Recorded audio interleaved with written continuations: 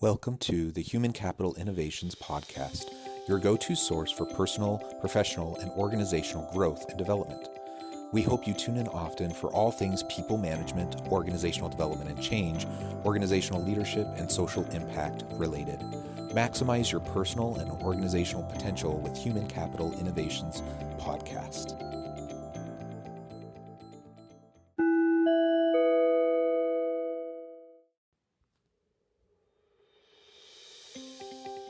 Welcome to the Human Capital Innovations Podcast. In this HCI podcast episode, I talk with Dan Berger about maintaining a positive work culture and promoting employee engagement during a pandemic.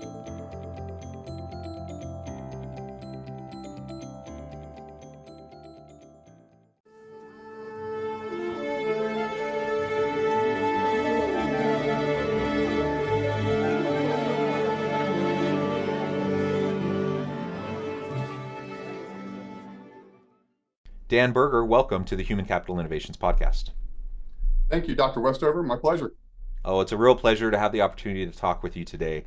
I'm excited to have a conversation around your organization, NAFCU, and I'll introduce you and your organization here in just a moment. Today, we're going to be focusing on positive work culture and employee engagement during a pandemic. So, about how you've gone about doing that within your own organization, and hopefully some tips and ideas, some insights on how everyone listening can do that within their own organizations as well, because the bottom line is everyone's been struggling this past year. It's been a really trying time. I think everyone is feeling it. We're a year into it, and it seems like there's light at the end of the tunnel. I just got my first dose of the vaccination the other day, and so I'm feeling excited about that, but we're still not out of the woods yet, and this year has taken a toll for sure. As we get started, I just wanted to share Dan's bio with everybody. Dan Berger first joined NAFCU in 2006 and helped turn the association into the premier advocate for the credit union industry. Since becoming president and CEO in 2013, Berger is also an author, economist, and one of Washington's top lobbyists. He is credited with bringing national attention to key policy issues while ensuring NAFCU's members meet policymakers at the highest levels of government.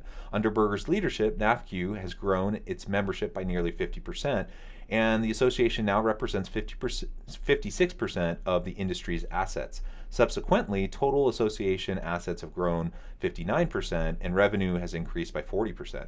A well-known figure with political and financial press, Berger has been listed as one of the most influential lobbyists in Washington by The Hill newspaper every year since 2002. He is a recurring guest on Fox Business and has appeared on CNBC and CNN. He is also regularly quoted in national and financial news outlets such as Forbes, The Wall Street Journal, The Washington Post, and Bloomberg. Berger earned a master's degree in public administration from Harvard University and a Bachelor of Science degree in economics from the Florida State University. He currently serves as chair of the National Board of Directors for the Florida State University Alumni Association and was an adjunct professor at the George Washington University in the communications department. And I could go on and on and on with your background, your bio, and all the many things that you've accomplished in your illustrious career. But again, I really appreciate you coming on the podcast today and sharing your expertise with my audience. Before we launch into the conversation, anything else that you would like to share about yourself by way of background, personal context, or anything like that? No, not really. I think you covered it. I think let's get started and start talking about culture and how to deal with this pandemic that's been so aggravating and frustrating for all of us in this past year. So let's get rocking and rolling. Awesome, thank you. And to start, in your bio, it came out more about what NAFCU is, but maybe start by just telling us a little bit more specifically about NAFCU. And you've been there for a long time. You've been at the helm for a long time, but that context will be helpful, and then we can jump into talking about how you've worked to build NAFCU's work culture to facilitate greater employee engagement. Yeah, we're the National Association of Federally Insured Credit Unions. We represent all the credit unions across the United States as well as Puerto Rico and Guam. And we represent them at the federal level, and that's the White House, Treasury Department, the Small Business Administration, and of course Capitol Hill and all the other prudential regulators that oversee financial institutions. And it's our job to make sure the legislative and regulatory environment is there, because we're not-for-profit financial institutions. That's what credit unions are, not-for-profit financial institutions. So we want a regulatory and legislative environment where they can continue to grow and thrive and serve their 123 million credit union members across the country. Yeah, well, that's excellent. Thank you. And an important organization. I've been a customer of a credit union for a really long time, so I on a personal level appreciate that and appreciate your advocacy and work on behalf of that industry. Now, let's talk a little bit specifically now about NAFQ's work culture, where it was at when you joined the organization. It sounds like you've done a tremendous job over the last 10 plus years of reshaping the organization in terms of its representation, its revenue growth, all of that. I imagine with any of that sort of growth, there's also a lot of tensions and pressures that you have to deal with. So how have you managed that kind of a transformation and growth while keeping and maintaining and sustaining a positive work culture? Yeah, I was hired to be the head lobbyist in 2006, and then 6 years ago, was appointed CEO. And we were always in a very strong place. NAFQ has always been the leader in the credit union industry in terms of federal advocacy. And what we try to change a little bit, as you may be aware, trade associations in Washington, D.C., there's 20 or 30,000 of us here in the nation's capital, sometimes try to be all things to all people. And so we took a step back, my senior executive team and I, we stepped back and we started looking at it. So let's focus on what our credit union CEOs and their teams really need. So I traveled 100,000 miles, still do pre-pandemic, meeting with credit union CEOs. What do you want us to focus on? And every man, woman, and child that I spoke to said advocacy, compliance assistance, and education and training. And that's all we do. We're hyper-focused on that. 99% of people join trade associations for the advocacy, for the lobbying. And so those three things we focus. And so when we step back and we're looking at how to accomplish that, you got to take care of your staff and your employees. So when you walk into our headquarters here at NAFQ in Arlington, Virginia, a suburb just outside of Washington, D.C., we have a sign on the wall that says our staff is our most valuable asset. And we believe that. And you can't say just having a sign on the wall or an inspirational poster doesn't matter. You have to be authentic, you have to be genuine, and you have to walk the walk. And so we focus on staff. And when the pandemic hit here locally, it was, I guess, Friday, March 13th, we shut down. But we had invested in technology 6 or 7 years ago when I became CEO. My board of directors gave us the resources to do this. It wasn't being prescient for a pandemic, so I'm not starting there. But it was one of those things, we did it for weather-related situations. Because when I became CEO, we had a 5-6 foot snowstorm 1 week, shut down all of Washington, D.C., in the entire region, shut down NAFQ. So we can't operate like this anymore.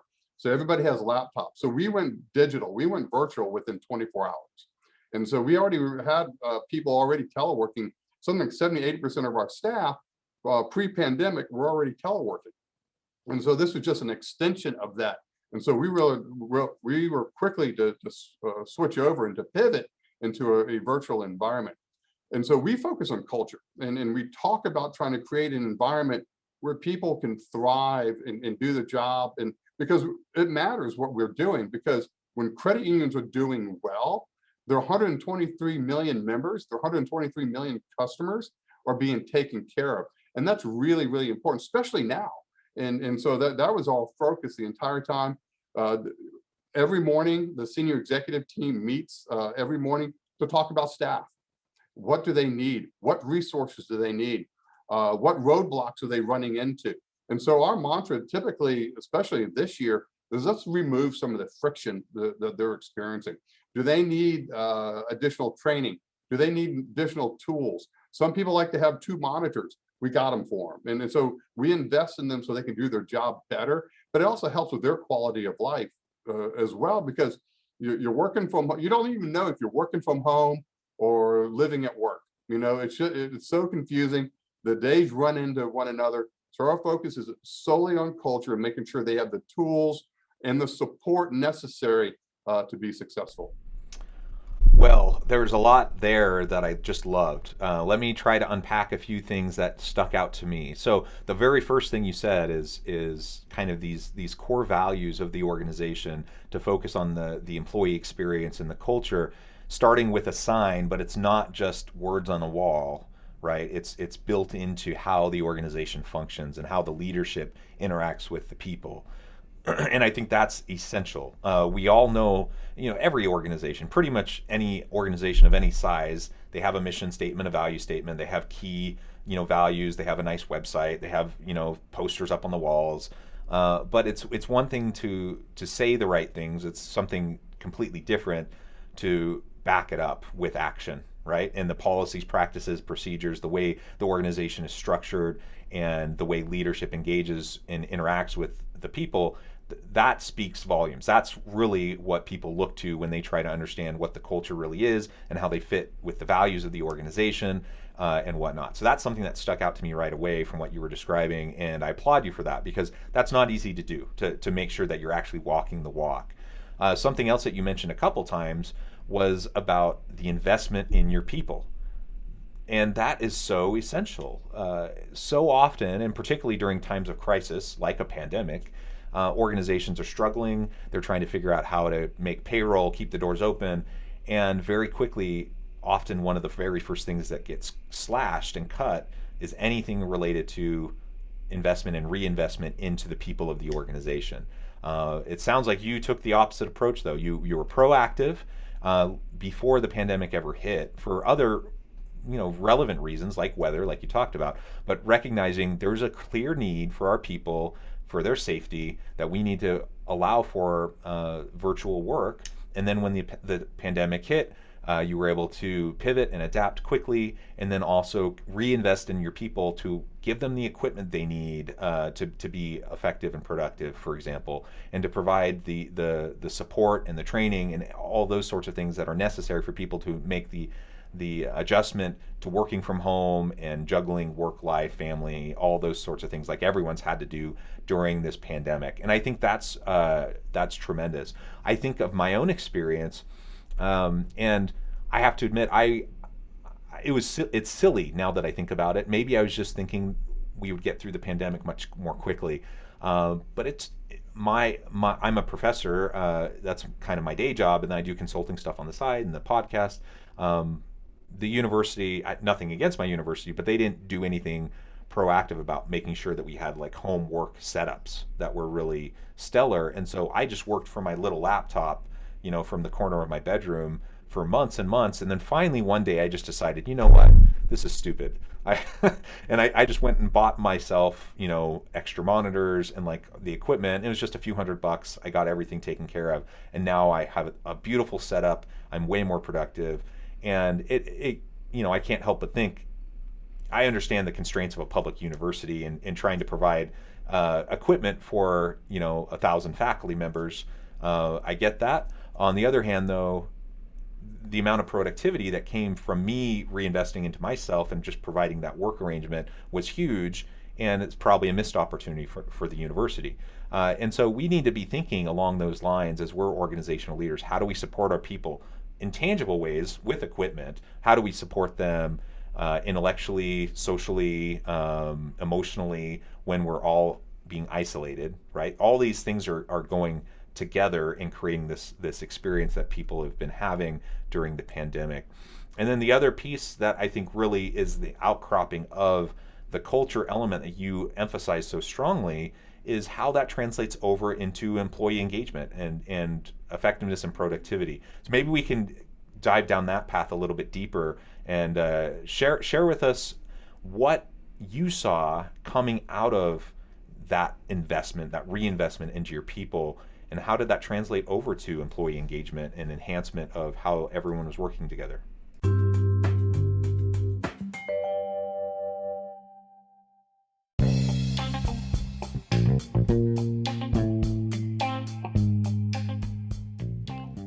excited to announce the publication of my new book from HCI Press, The Alchemy of Truly Remarkable Leadership: Ordinary, Everyday Actions That Produce Extraordinary Results. Consider how the nature of work has shifted over the past 50 years. With increased globalization, rapid technological advancement, and the shift in economic composition, the average job of today looks very different than the average job of 50 years ago. What will the jobs and organizations of tomorrow look like? Moreover, what does this all mean for organizational leaders? What are the core competencies and capabilities of organizations and their leadership that are prepared for continued disruption and geopolitical and socioeconomic shifts?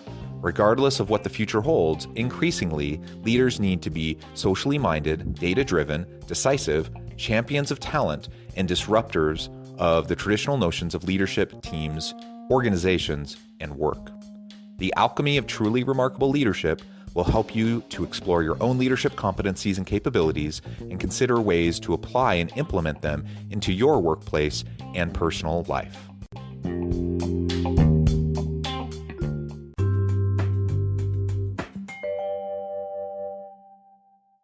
From an engagement standpoint, we still struggle with it. We concentrated pre-pandemic so much on culture, so much on taking care of our colleagues, that that's one of the things I'm worried about that keeps me up at night, is maintaining that culture and degradation that may be occurring from that culture. We're far from perfect. We work on it every single day, and we try to make inroads. But when early in my career as a CEO, I had an executive coach named John Spence, and really helped me see my blind spots. We all have them, and it really walked through. And one of the weaknesses that we had was thinking we've communicated enough. And he said, there's three things, Dan, that you have to do, and you have to do better, and you have to do on a daily basis, is communicate, communicate, and communicate. And that's something we work on, because it's the old advertising mantra that people have to hear it 7 to 10 times before it sticks and it clicks. It's the same thing with your colleagues, with your staff. Sometimes you have to hear it more. But just because they're listening doesn't mean they hear you. And sometimes you have to do it. And so we have a monthly all staff meeting. Unfortunately, it used to be all in person. We have 70 employees here at our company, at our association. Used to be in person, but we're doing it virtually now. And so we have a monthly all staff meeting. We have a monthly management team meeting. And then, of course, I mentioned earlier, our senior execs meet every morning, because things are changing all the time. CDC guidelines are changing and everything else. So that engagement is something we talk about all the time. And a couple of years ago, we had created pre-pandemic a culture committee, and they talk about culture. It wasn't focused on the pandemic and things along those lines. It was focused, let's find out what they want. What do they want for their holiday party? What tools do they need? Do they need extra monitors? Do they want the lobster roll food truck to roll in? Those kinds of things. Let's create a culture where it's fun. It's a fun place to work. And then, of course, the pandemic messed all that up for us. And that's the hardest part we're working on. And we work on it all the time, Jonathan. It's the engagement, it's the communication, and it's all under the umbrella of culture. And it's something I struggle with every day, and we're focused on all the time. We read books nonstop about it. We talk about it nonstop. But it's something you have to be focused on. You have to be intentional, and your message has to be authentic to your staff. Like at my company, we provide 100% healthcare.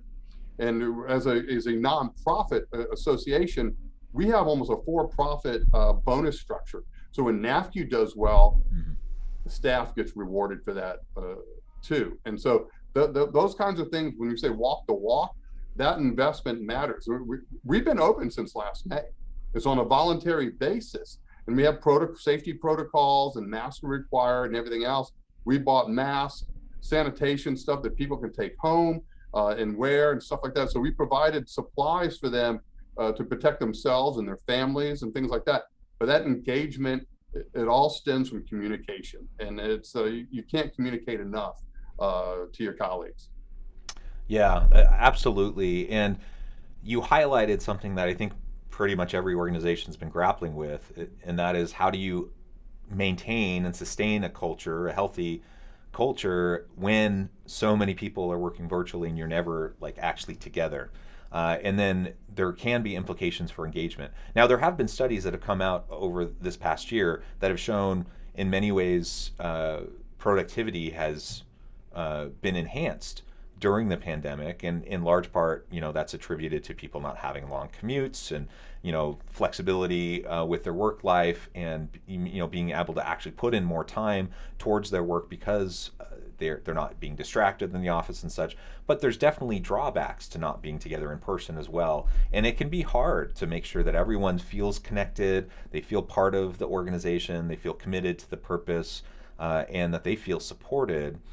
And it's one thing to be productive in the short term. It's another thing entirely to have long-term, engagement, sustainable engagement and commitment, because we can get burnout. And what we've seen also during this past year is that the levels of burnout have been rising, because people are working probably more than they should. We can't go anywhere, so we're stuck in our house. So we're working longer hours. We're working weekends. We're not taking vacation and paid time off, because we can't go anywhere. And so those types of elements, while it leads to more productivity, it in the long run, it can be quite damaging. So I guess I'm saying that to just acknowledge that, yes, this is an issue, a challenge that everyone has been facing. It's not unique to your organization, of course, and it's good that you're grappling with it, because I think that's the first thing that needs to happen is that we just need to acknowledge the importance of the culture, of the engagement, and then try to wrestle with the norms and values of our organization and how that translates over to what we can do for our people in a way that's authentic. You said that several times today already, that we need to be genuine and authentic in how we approach it. Well, from our standpoint, you can say all you want, but you have to walk the walk. You have to provide the support that they need. And we struggle with it. And we're struggling with burnout as well. And so we're trying to get as much information from our staff. What do you need? Is there a workload issue? Do you need to turn off your computer and put it in the bottom of your sock drawer? Whatever it is, we talk about on a regular basis, but we're still experiencing. We provide our healthcare provides terrific mental wellness, counseling and things along those lines. But you have to talk about it over and over again, and we're still not talking about it enough. And then we talk about it at every meeting. Take your vacation time, for goodness sakes. And when that time's up, shut down your laptop, put your phone away. You got to take time for yourself and for your family and have that downtime. But those lines do start blurring. And you're right. I've seen similar studies that show productivity is up almost 9%. But I think it's because they're working longer hours. And I think that you have to have the self-discipline to shut down and not feel guilty because you got an email at 7 o'clock that you have to answer. And because I do it, I'm probably one of the worst ones in the building, and I get tired as well. So I know the others in the building are experiencing burnout as well. So it's something you got to talk about. We are giving folks a half day off this Friday to start the weekend. We want people to have downtime. They're working so hard. When the pandemic first hit, and you'll remember this, when the PPP program was passed out of Congress, we literally worked 6 weeks, 7 days, 16-hour days for 6 weeks. I mean, it was all hands on deck throughout the entire association, the entire company. Everybody was working because our members needed the help, and all these regulatory provisions were flying out of the SBA. We're working nonstop. The burnout was tremendous. And so, but we're not expecting that. Yeah, there was a period of time, but what happens is kind of hard to slow down that spigot or turn that spigot off if you're in that groove of working those kind of hours and being that responsive. It's really tough, and we're wrestling with it as we speak. Yeah, and something that you mentioned just reminded me of the importance, as we're investing in our people, if we value the mental health of our people, the emotional well-being of our people, we're trying to stave off burnout, make sure that people are putting in sustainable effort towards their work. It really does come back to some of the boundaries that we set, and as leaders as we set within our organization. So with you, for example, you have the opportunity to set the example for your people that they don't need to be answering emails at 7 or 8 at night. Yep. They can unplug, but employees often, it doesn't really matter what you say because they they look towards their leadership for what is actually kind of the behavior that's acceptable and promoted. And so if they don't see their boss taking time off, then they're probably not going to take the time off. If they see their boss sending emails or responding to emails at 8 p.m., they're probably going to feel like they have to do the same thing. And so it's a really good reminder to all of us. And I do the same thing. I am totally guilty of the exact same thing. And I just, if I get an email, I just like to be able to respond so it's not weighing on my mind and taking up mental bandwidth. But I got to remember that if I'm firing off an email at 10 p.m., I have no expectation that anyone else responds until the next day. But people are going to get that and feel the need to respond. And it's my responsibility to resist the urge to send that 10 p.m. email. Yeah, I'm a relatively private person, but I tell folks when I'm taking vacation. I'm taking a long weekend here. My daughter is a junior in high school. We're visiting colleges, and we're taking a vacation, or she and I are going to go escape to the mountains and go fly fishing. I intentionally verbalize that. I share that so they know to do that. And I've been really better, not good, but better at turning off my phone and literally leaving it on my dresser, and next to my Apple Watch. I'm not wearing that anymore either, because that's just as bad, because you can be as responsive by that little gizmo. And so I'm doing it. I'm not good at it, but I work at it all the time because I'm the same as you. It would weigh on me. I'm borderline OCD, ADHD, extrovert, and all of a sudden I've got to respond to people, and I have to take a step back. I work on it all the time, man, all the time. Yeah, and I think that's all anyone can ask. And as long as we're making that effort, people can see that authentic, genuine effort that we're trying to make as examples, trying to walk the walk. Nobody expects perfection.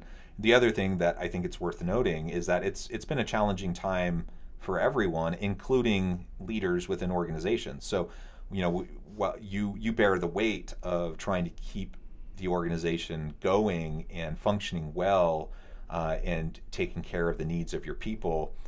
You don't necessarily have anyone looking out for you that way. So you have to practice self-care and making sure you're taking the time and taking care of yourself in the way that is necessary so you can make sustainable effort and be able to take care of your people as well. Yeah, it's hard to answer emails when you're in the middle of a stream fly fishing. I ride a Harley. It's hard to respond to emails when you're riding a Harley. It's intentional that I'm doing those things, because I can't do either one of those things. Yeah, I can't respond to emails or return phone calls Yeah.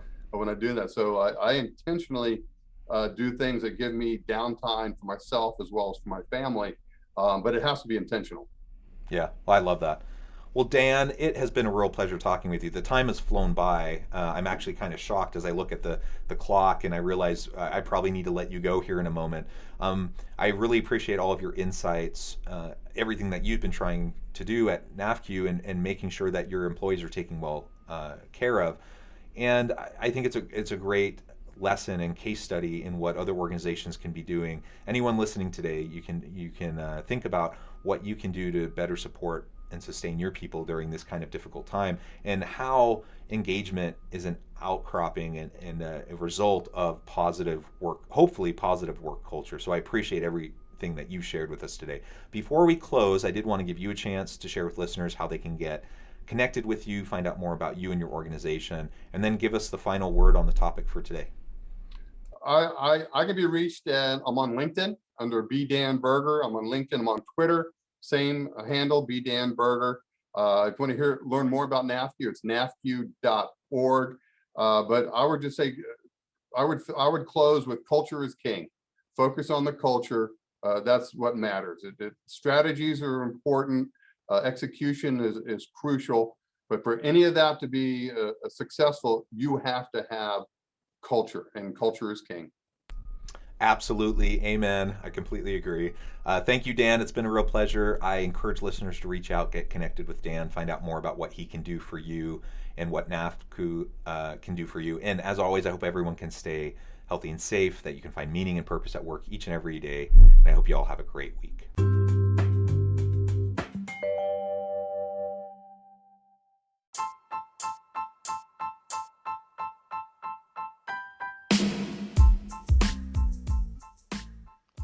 We are excited about the launch of HCI's new magazine, Human Capital Leadership.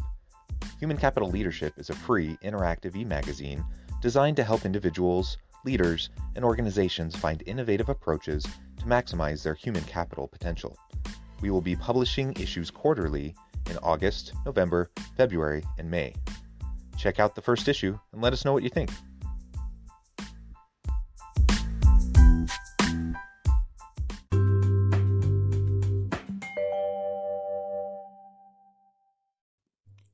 Thanks again for joining us for this episode of the Human Capital Innovations Podcast. I hope you stay healthy and safe and that you have a great week.